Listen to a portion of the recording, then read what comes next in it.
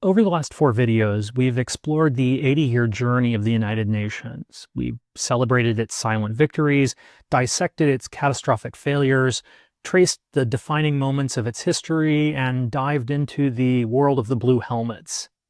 Which brings us to one final and fundamental question. After 80 years, does the organization still matter? In a world of renewed great power rivalry, is the United Nations an obsolete relic of a bygone era? Or is it our last best hope for confronting the challenges of the 21st century?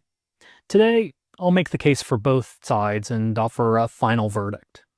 I'm Noah Zerbe, a professor of international relations at Cal Poly Humboldt, and this is the conclusion to our series on the United Nations.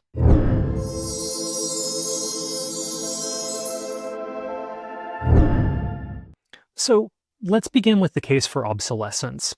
What are the core arguments that the United Nations is a relic, a 20th century institution that's no longer fit for purpose?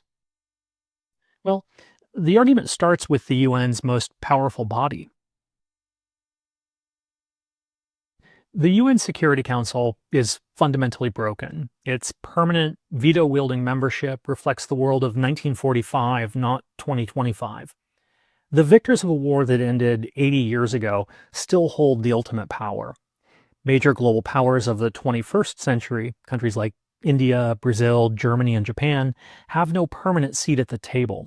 The entire continent of Africa, with its 1.4 billion people, has no permanent voice.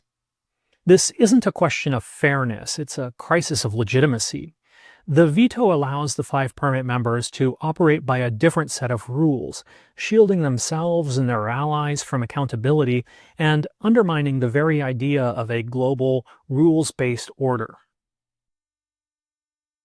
And this outdated power structure makes the UN particularly ill-equipped to handle the defining feature of our time, the return of great power politics.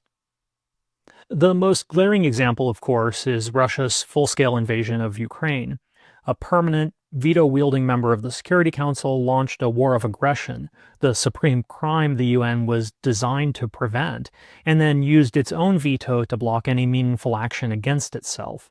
It's a moment that makes the Council look not just impotent, but absurd. And this gridlock goes beyond a single conflict. The growing rivalry between the United States and China is now playing out across the entire UN system, turning debates on everything from human rights to technology into proxy battles. For its critics, the UN is no longer a solution to great power conflict, it's just another stage for it. Finally, behind the high politics of the Security Council, there's a more common critique you hear, that the United Nations is simply a slow, bloated, and inefficient bureaucracy. It's often dismissed as a talk shop, a place of endless committee resolutions that go nowhere, and immense financial costs. And while some of this is by design, diplomacy is by its nature a slow process. For many, this perceived inefficiency makes the UN seem out of touch and utterly ineffective in a world that demands rapid, decisive action. And yet, despite these undeniable flaws, abandoning the UN would be a catastrophic mistake. The case for its necessity in the 21st century is, I would argue, even stronger than its case for obsolescence. The single biggest reason for this is that the greatest threats to our survival no longer carry a passport. Climate change, pandemics, global financial crises, the governance of artificial intelligence, these are existential challenges that do not respect national borders. No single country, not even the most powerful superpower, can solve them alone. They demand global cooperation. When Ebola broke out in West Africa in 2014, the UN coordinated the international response. During the COVID-19 pandemic, the World Health Organization helped distribute billions of doses of vaccine through COVAX. These efforts were imperfect, but they showed why no other body can fill the UN's role. The United Nations, for all its political gridlock, is the only universal forum we have where all 193 states can gather together to negotiate rules and coordinate collective global responses. In this sense, it's an indispensable institution. And that cooperation isn't just theoretical. As we saw in our first video, the UN system is the quiet engine room of our interconnected world. The World Health Organization coordinates the fight against disease. The World Food Program feeds over 100 million people a day. The International Civil Aviation Organization sets the standards that make global air travel safe. Together, these UN agencies employ over 40,000 staff and operate in nearly every country on Earth, an invisible backbone of cooperation that we barely notice but couldn't live without. And this vast network of functional, apolitical cooperation is the UN's greatest and often most overlooked success story. It works every single day, far from the drama of the Security Council, and our world would be far more dangerous and chaotic without it. Finally, even in the world of high-stakes geopolitics, where the UN often seems its weakest, it serves a vital purpose. It serves as the world's safety valve. In a world of rising tensions, the UN is the one place on Earth where enemies can still talk. It provides a permanent, neutral space for back-channel diplomacy and de-escalation. It's where a diplomat from the United States can have a quiet conversation in a hallway with a diplomat from Iran, a conversation that would be impossible anywhere else. In a world with nuclear-armed powers, having an off-ramp for conflict isn't a luxury, it's a necessity for our collective survival. So, if the United Nations is both deeply flawed and absolutely necessary, the obvious question is, can it be fixed? This brings us to the perennial and deeply frustrating question of UN reform. The conversation about reform always begins with the Security Council. For decades, there's been a growing demand to make the Council larger and more representative of the world we live in today. The most prominent proposals come from the so-called G4 nations, Germany, Japan, Brazil, and India, who have pushed for their inclusion as new permanent members. And there's near universal demand for permanent African representation on the Council. The goal is to break the exclusive hold of the 1945 victors and give emerging powers of the 21st century a real voice. So, why hasn't it happened?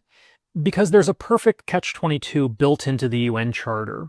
To change the Charter, you need the approval of 2/3 of the General Assembly, and that change must be ratified by all 5 permanent members. Think about what that means. The P5 would have to agree to dilute their own exclusive authority. They would have to vote to give up power. And for nearly 80 years, they've shown absolutely no interest in doing so. This is the paradox of reform. The very members whose power needs to be checked are the ones who can veto any attempt to check it. Now, the debate isn't just about adding new seats. There are other powerful ideas on the table, like restricting the use of the veto in case of mass atrocities, or giving the General Assembly more power to act when the Security Council is deadlocked. But while these ideas are constantly debated, they all run into the same fundamental roadblock, the political will of the UN's most powerful states. And that's why, despite endless debates, reform remains ever elusive. Which leads us to the harder question: what do we do with the UN we have? So, after 80 years, is the United Nations obsolete or indispensable? The honest answer, I think, is that it's both. Its political core, the Security Council, is a relic, often paralyzed by politics of a bygone era. But its mission, its agencies, and especially the role of the United Nations as the only meeting place for humanity have never been more essential. Perhaps the best summary of this paradox came from the UN's Second Secretary General, Dag Hammarskjöld. Reflecting on the organization's purpose and its limits, he famously said, "The United Nations was not created to take mankind to heaven, but to save humanity from hell." That is the crucial lens through which we should see the United Nations. Its purpose is not to create a perfect world, but to prevent a catastrophic one, to stop the next world war, to contain the next pandemic, or to feed the starving after a disaster. Ultimately, the UN is not a world government, it's a mirror. It reflects the world as it is, with all of our divisions, our conflicts, and our competing self-interests. But it also reflects our shared aspirations, our desire for peace, our belief in human dignity, and our recognition that we all share one fragile planet. The flaws of the United Nations, in other words, are a reflection of the flaws of our world. But to abandon it because it's imperfect would be a catastrophic mistake. In a world facing challenges that threaten our very survival, we don't have the luxury of giving up on the one organization we have to face them together. Thank you for joining me in this 5-part journey through the history, the challenges, and the future of the United Nations. I'm Noah Zerbe, and this has been Global Insights.